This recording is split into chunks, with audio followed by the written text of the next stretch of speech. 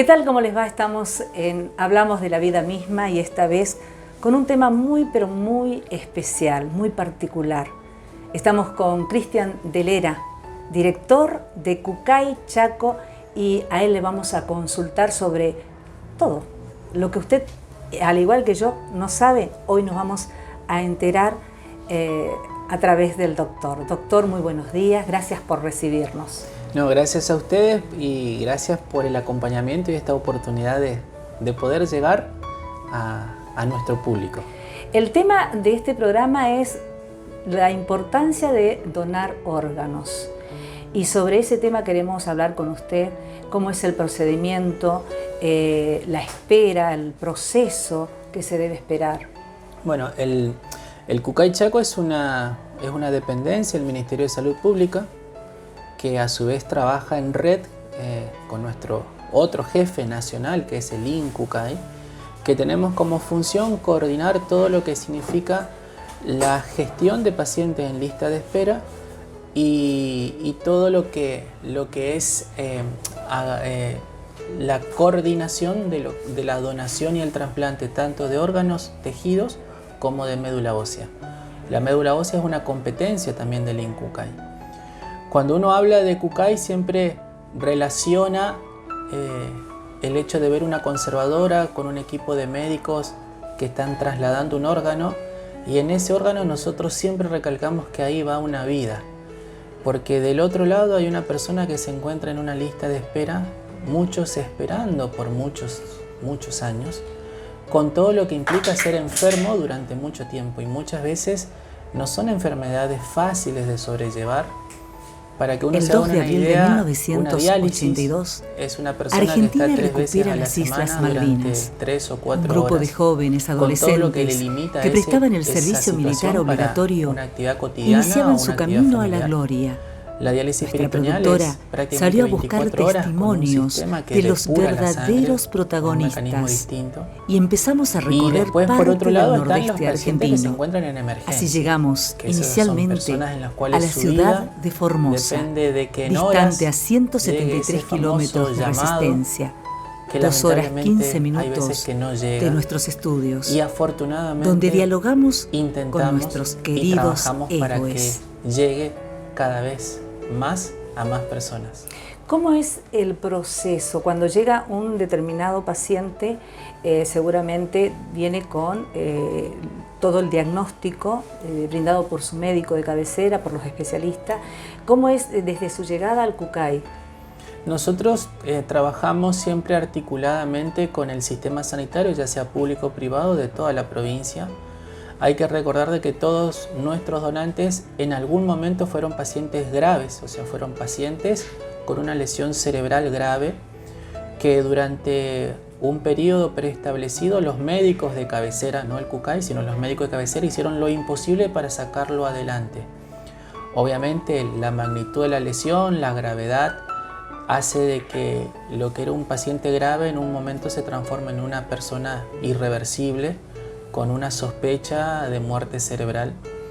Y a partir de ahí los médicos que lo estaban tratando hasta ese momento por un accidente de tránsito, un derrame cerebral, un herido, algún otro tipo de traumatismo, se encienden las alarmas de lo que era un paciente grave, creen en algún momento que ya es irreversible con algo que se llama muerte cerebral. A partir de ahí nosotros nos presentamos al servicio donde esté internado, sea guardia de emergencia o terapia intensiva, y se confirma lo que ellos vieron. La confirmación de la muerte cerebral implica la confirmación y la certificación del fallecimiento. Con ese acto se diferencia lo que es una persona que está en estado de coma o en grave, sino que ya lo que podía haber pasado para mal ya pasó y se lo declara fallecido. Y a partir de ahí recién se hace el abordaje y recién se habla de donación. No se habla de donación antes. Antes era una persona grave con todo un sistema encima de ese paciente para sacarlo adelante. Cuando nosotros intervenimos, la nueva ley dice que todos somos donantes excepto que hayamos dejado manifestado lo contrario. Así que la comunicación a la familia se hace en un entorno siempre respetando el momento, respetando la situación de crisis. Hay que entender de que para muchos se le acaba de comunicar el fallecimiento de un hijo, que es algo completamente antinatural, su compañero de la vida, como es su cónyuge o nuestros padres. Y a partir de ahí, entendiendo, ¿no?, la importancia de la donación, o lo que hoy es la ley vigente, ¿no?, confirmando de que ninguna documentación se manifieste en contra, a partir de ahí se lo asume como donante y se inician una serie de pasos, primero tendientes a que certificar de que no haya ningún tipo de enfermedad que pueda contagiarse, y después se mantiene todavía el cuerpo de esa persona fallecida con todo el soporte vital que tenía previamente en la terapia intensiva, respirador, monitores, bomba de infusión, para hacer que durante el tiempo que se demore en esos primeros estudios se establecen determinadas listas de prioridades para ver a qué paciente va a ir el órgano que esté en condiciones de donar. Uno siempre dice que un donante puede ayudar entre 5 y 10 personas, que va a depender del grado de salud o enfermedad que haya tenido ese donante y los órganos que estén en condiciones de ser donados.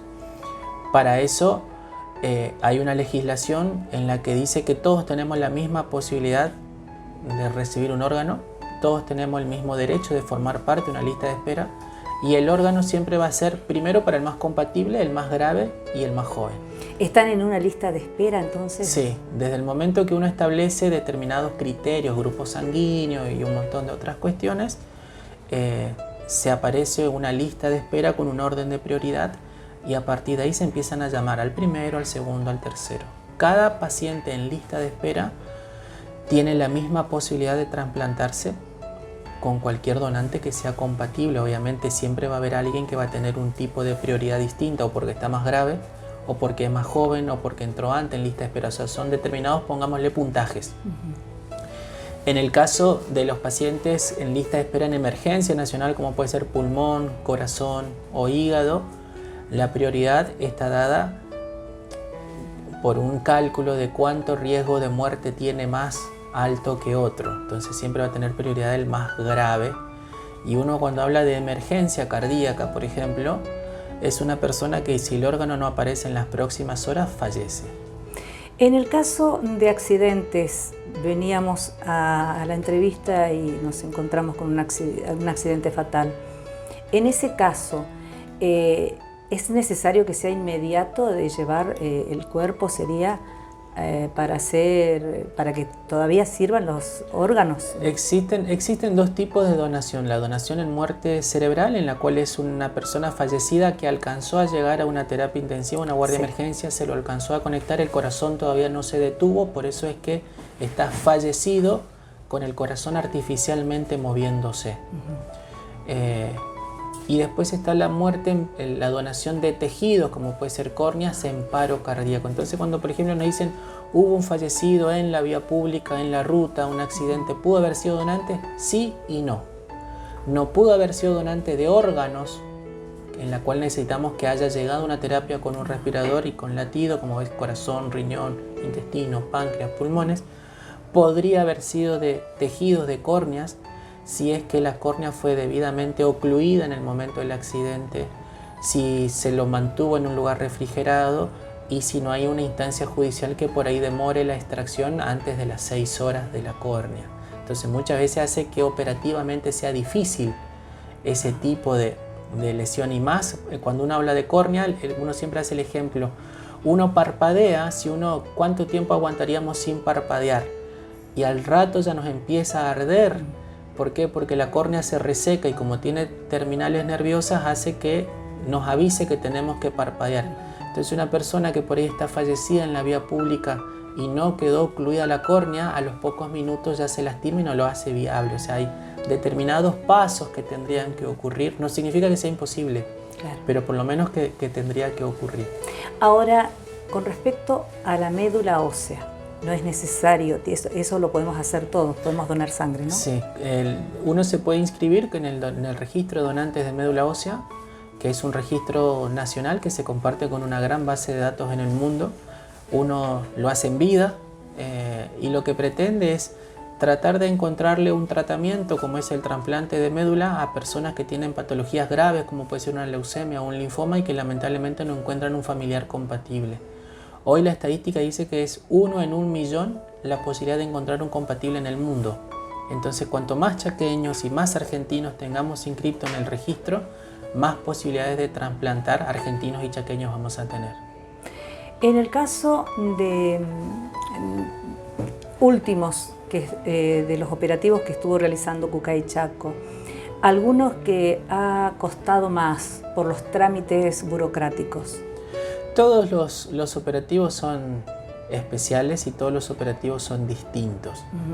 Lo que sí es importante es que uno por ahí cuando ve esa imagen, como yo les decía, un equipo que transporta una conservadora con un órgano, eso es el final de un trabajo que empezó 28 o 36 horas antes, cuando los médicos nos avisaron de la sospecha de muerte cerebral en ese paciente que haya estado internado con una patología grave. Y que se llegó a esa instancia porque fueron ocurriendo una serie sucesiva de pasos, que yo siempre digo que es una gran cadena de responsabilidades y de solidaridad, en el cual es igual de importante el cirujano súper especialista del Favaloro como el mucamo que nos abrió la puerta de quirófano, el policía que cuidó el tránsito hasta que lleguemos al aeropuerto, o el personal del aeropuerto que una madrugada habilitó el aeropuerto para que llegue un vuelo sanitario, o hasta muchas veces la nueva ley de trasplante establece que un vuelo comercial de aerolíneas puede usarse para traslado de órganos y tejidos, y a partir de ahí se transforma en un vuelo sanitario. Y muchas veces nos tocó demorar la salida de un vuelo porque estábamos trasladando o llegando justo en el horario para trasladar un riñón que tenía que viajar a Buenos Aires, y esas 200 personas de ese vuelo que salieron 30 minutos más tarde también se sienten responsables y comprometidos en que gracias a esos 20 minutos de demora de su vida están trasladando vida a alguien que probablemente sea la única opción para mejorar su calidad de vida o sobrevivir, como muchas veces pasa. Eso con respecto a los trámites que se pueden ver. Ahora, lo que no se ve, lo que pasa por la mente y el corazón de Cristian Delera en ese caso, 36, 48 horas de estar expectante, esperando. ¿Qué pasa por su mente, por su corazón en ese momento que sabe que hay alguien que está esperando por ese órgano? ¿Y qué pasa por usted? Es una enorme responsabilidad. Yo siempre digo que nosotros somos intermediarios entre una persona o una familia que acaba de perder un ser querido y otra familia que está esperando que hagamos lo mejor posible en nuestro trabajo, porque de nuestro trabajo depende su supervivencia. Y por ahí siempre hablamos, nosotros tenemos siempre contacto con las familias de los donantes. Siempre mantenemos una comunicación periódica informándole de la evolución de los pacientes, manteniendo el anonimato, ¿sí? La evolución de los pacientes trasplantados, y a ellos les alcanza saber esa situación. Obviamente nos contactamos con el celular mío personal, me quedan agendados sus contactos, y hoy por ejemplo en WhatsApp uno puede ver los estados de WhatsApp y uno puede seguir las historias. Puede saber cuándo cumpliría años, cuándo pasó un mes, y muchas veces también tienen los mensajes que nosotros le pasamos. Entonces, estar 40 horas despierto fuera de nuestra casa muchas veces son en horarios poco habituales. Uno tuvo que sacrificar actividad familiar porque justo a nosotros nos sonó un teléfono que teníamos que venir para un operativo, y volver 36 o 40 horas después a nuestra casa para saber que ayudamos a una persona, es lo que por ahí nos motoriza a que se sigan haciendo, y más cuando uno conoce las historias de vida de esas personas que reciben un órgano. Una persona que estaba hace 10 años en lista de espera, ya con mínimas esperanzas de que alguna vez suene el teléfono, y que ese teléfono sonó justamente el sábado a la madrugada cuando nosotros estábamos crea tanta esperanza, ¿no? O cuando se trata de personas pediátricas. Y lo que siempre nos pasa a mí puntualmente es volver a casa y abrazar a la familia, o sea, porque valorarlos, ¿no? Sabemos que yo tengo la posibilidad de volver y abrazar a mi esposa, y acabo de completar el operativo de un esposo que no va a poder abrazar a la suya, o de un hijo que tenía la misma edad que nuestro hijo y que salió al mismo horario que sale el mío y que lamentablemente ya no volvió a almorzar porque determinadas circunstancias ocurrieron esa media mañana. Entonces creo que hoy ya 21 años de estar en el CUCAY y ya 12 como director, hace que uno valore pequeñas cosas, pero con siempre el compromiso y la fortaleza de saber de que ayudé a dos lados, a una familia a sobrellevar el duelo y a otra familia o a otro paciente en salir de una lista de espera. A tener esperanza nuevamente, ¿no? Sí, y para muchos esperanza que cada vez era más chica y cada vez con mucho más miedo y muchos con muchas ganas de tirar la toalla. Pero bueno, el compromiso de que todos los días trabajamos por ellos también. Doctor, ¿siguen ustedes tienen conocimiento de la trayectoria de los que han sido trasplantados? ¿Siguen su historia de vida? ¿Continúan ustedes en contacto? ¿Ellos continúan en contacto con ustedes, ¿no? Como agradecimiento, ¿no? Sí, muchos se ofrecen para participar en actividades de concientización. Una cosa es que yo diga, donando órganos se dona vida, y otra cosa es que vean a una persona cómo le cambia la vida un trasplante. Tenemos ejemplos de pacientes del interior que a los 18 años estaban en emergencia cardíaca por morirse y hoy, 10 años después del trasplante, son padres de familia. Tenemos deportistas, o sea, la gente y la sociedad tiene que entender de que quedan completamente reinsertados nuevamente a su vida, y eran personas que a lo mejor años de enfermedad o semanas, porque hay veces que son semanas cuando debuta una enfermedad con un criterio de emergencia. Y de todos tenemos contactos. Afortunadamente muchos participan dando testimonio, ayudándonos en las campañas, y ahí se dimensiona mucho más, ¿no? Nuestra famosa frase que se regala vida. Ellos con su vida dan fe de que es así.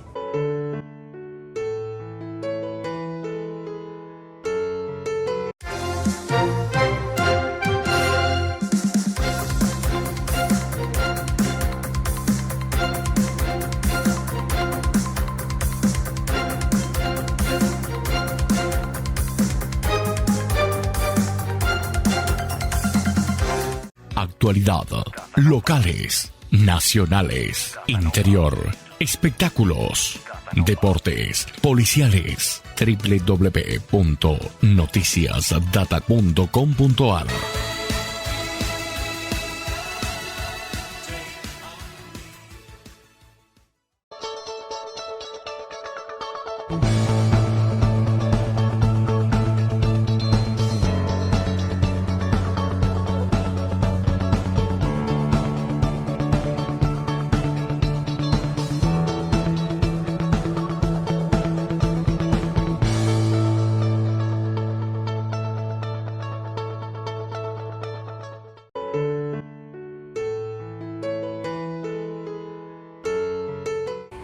Llegado el momento de la donación, nos encontramos con algunos muros, algunos tabús, algunas ideologías o cosas que verdaderas que suceden en la vida misma por enfermedad y que no podemos donar, en el caso, por ejemplo, de sangre, con respecto a la hepatitis, o por lo menos así lo tenía entendido, que si tenías hepatitis o tuviste hepatitis no podés ser donante de sangre. En este caso no podés donar la médula ósea, ¿no?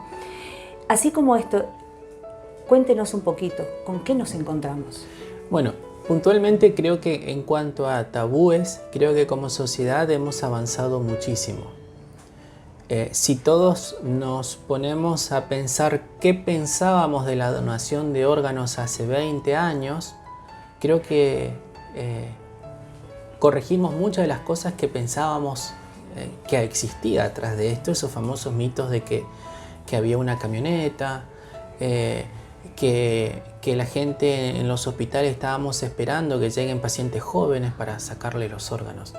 Y cuando uno dimensiona o se da cuenta de que hay todo un procedimiento, obviamente toda nuestra actividad está enmarcada dentro de una legislación y todo lo que uno hace queda dentro de la historia clínica de la persona. Y como hoy les comentaba, existen pasos que se necesitan primero antes de asumir que esa persona que está en esa cama puede ser donante. Primero fue un paciente grave que tuvo una lesión cerebral que estuvo perfectamente documentada, que esa lesión evolucionó a una cosa que se llama muerte cerebral y que esa cosa que se llama muerte cerebral implica una serie de estudios y aparatologías para confirmarlo y que una vez confirmado habla de fallecimiento de la persona. Esas cosas no se pueden mentir ni se pueden disimular. Segundo, que la gente dice que las listas de esperas están reservadas para determinada condición socioeconómica. Si conocieran muchos pacientes carenciados, sin obra social, del interior de nuestra provincia, ese argumento cae solo. También tuvimos pacientes trasplantados de pueblos originarios, por ejemplo. ¿Sí? No es un condicionante la pertenencia a una obra social más o menos cara, sino que todos tienen el mismo derecho, y el punto tal de que es tan transparente el sistema y tan creíble que desde el momento que la persona ingresa en lista de espera se le entrega una clave de acceso al sistema informático que manejamos todos, donde ellos pueden ver su situación en lista de espera, pueden enterarse, por ejemplo, hubo un operativo... Llevan un seguimiento. Exactamente, hubo un operativo en el hospital Perrando, ¿por qué no me llamaron? Entra en el sistema y ahí verá que no se lo llamó porque estaba en posición 90 de este tipo de donante. Otro de los miedos que por ahí uno se enfrenta, que por ahí ya es más que lo que puede ser un tabú, un mito urbano, eran las distintas percepciones con respecto a la religión. Y creo que no hay religión que no pretenda el amor al prójimo. No hay religión que no predique el amor a cualquiera que lo necesite y dar lo mejor de uno para ayudar a la otra persona. Y en eso se enmarca la donación, en la solidaridad y en dar incluso estando fallecido. Entonces, ¿qué religión no quisiera que uno sea el mejor cristiano, ¿sí?, ayudando al que lo necesite? Y hoy sabemos que hay 10.000 personas que nos necesitan. Y si uno puede dar algo cuando ya lamentablemente no estamos, qué mejor forma de irse de esa manera regalando vida. El otro concepto que afortunadamente se lo entendió y que gracias a todo un trabajo que estábamos haciendo desde siempre en los colegios, creo que hoy tenemos bien en claro que la muerte cerebral no es la persona en coma. La muerte cerebral es completamente distinta a una persona en coma, grave o en estado vegetativo, que son cuestiones distintas. La muerte cerebral, a partir de determinados estudios, es la confirmación del fallecimiento. Y eso el sistema sanitario lo tiene bien en claro y afortunadamente la sociedad lo va entendiendo cada vez más. Y después, como avance para bien, tenemos todo lo que significó la participación del colegio en todos los niveles, desde jardín de infante. O sea, no me deja de sorprender que cada vez tenemos más invitaciones para ferias de ciencia, incluso de nivel inicial, secundario, primaria, ámbito universitario, para hablar de la temática de la donación y el trasplante. Y ahí es cuando nos dice que hemos crecido mucho como sociedad y, como siempre decimos, seguimos construyendo una sociedad donante, porque cada vez logramos que la comunicación, que era muchas veces reservada a un ámbito sanitario, cada vez se fue metiendo más en la sociedad y afortunadamente cada vez lo hablamos más en familia. Entonces, oportunidades como esta de los medios de comunicación, las fechas específicas, nos permite que cada vez se hable más en familia, con la cotidianidad y la confianza que nos da hablar alrededor de una mesa. Doctor, gracias por recibirnos, pero antes de finalizar queremos que hable a esta cámara y que en breves palabras usted pueda transmitir a los que están viendo el programa la importancia que es donar órganos. Si bien es una ley hoy por hoy, pero que sean conscientes a veces las familias, y sobre todo si pertenecen a una determinada religión, por ahí no están de acuerdo, pero para que vean la importancia que es el poder transmitirle a otra persona la esperanza de poder continuar con vida. Hoy es importante que sepamos que hay 7.000 personas, 10.000 personas en el país, 7.000 de órganos y 3.000 de tejidos que esperan de nuestra voluntad positiva hacia la donación.